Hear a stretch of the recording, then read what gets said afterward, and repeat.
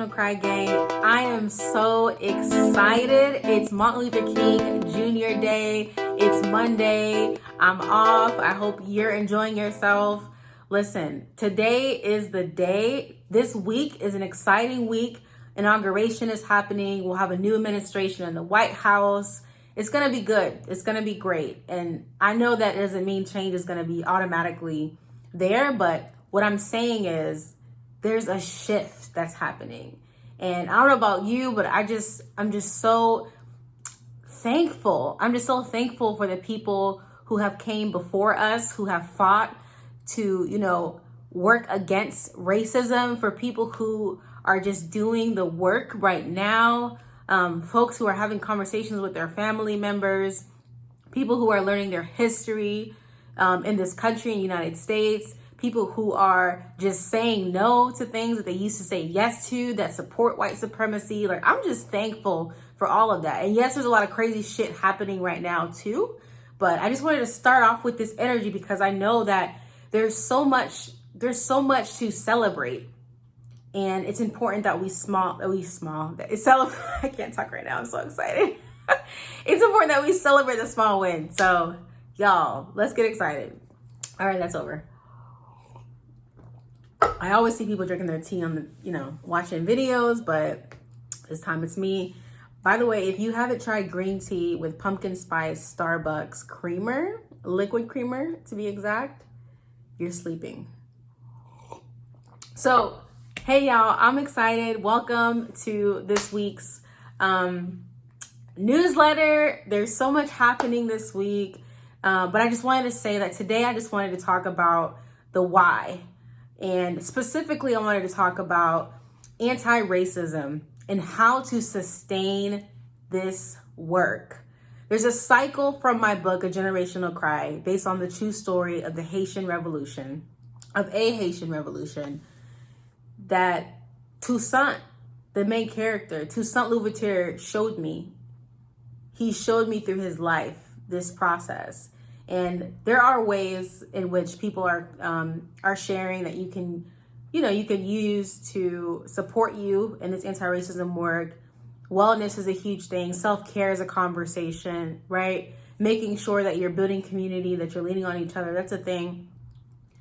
And I also noticed there's an opportunity for me to, really share this really great blueprint that I noticed in my main character and how that applies today. Because we're not disrupting slavery, we're disrupting racism in 2021. And I wouldn't be the author of this book if I didn't show you a tool to take away, a tangible thing that you can take away from this book that's a movement, a generational movement. And so today we're going to talk about the why, which is the first step of the rising up process that I believe will help each of you, and I'm still working on this myself, in this work for anti-racism to sustain. So, number one, why? The why is so important because it helps you begin framing and setting a foundation for what you're doing.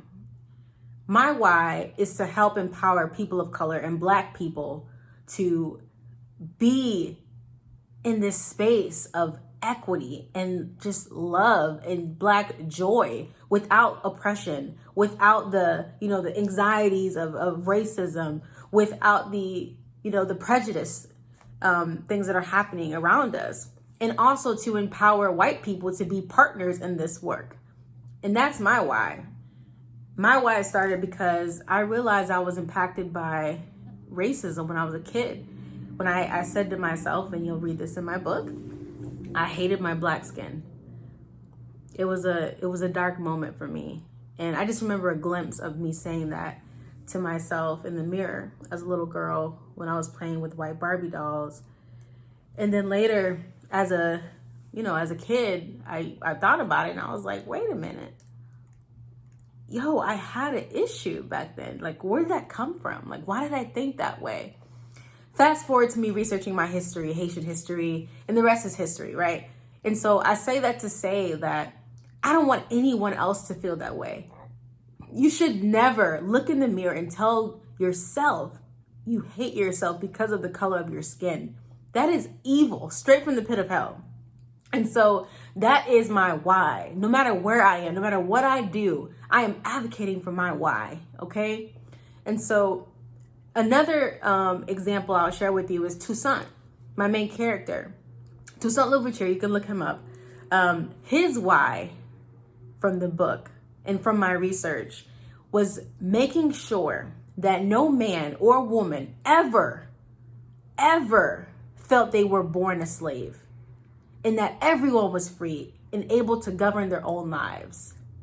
There's a quote that he said that I love. He said, I was born a slave, but nature gave me the soul of a free man. And that was his why. And that's what kept him as he kept pushing against this system of slavery. That is what kept him during this entire season, his entire season. And so the third example I'll give you is MLK, Dr. King himself. A lot of people argue that he had a lot of whys, and that's normally what happens, right? When you're in the work and you just have to remind yourself about, why am I doing what I'm doing? But the biggest why that I believe he had, especially from reading his book, Where Do We Go From Here, Chaos or Community? I recommend it. Now, that is his last book he wrote before he was assassinated. He was murdered by a white supremacist, by the way. Don't get it twisted. Don't let anyone tell you that he did it. The work is not done. Dr. King was murdered by white supremacists. And so the work that he did is still living. It's a movement. And his why in his book is for the beloved community, the community that comes together of all nations, of all ethnicities, of each person who is coming together to fight against not each other, but against racism, against the evils of racism, for advancing racial justice. That is his why. And that's what pushed him, even to the very brink of his death. He believed and he kept pushing because he knew this is his why.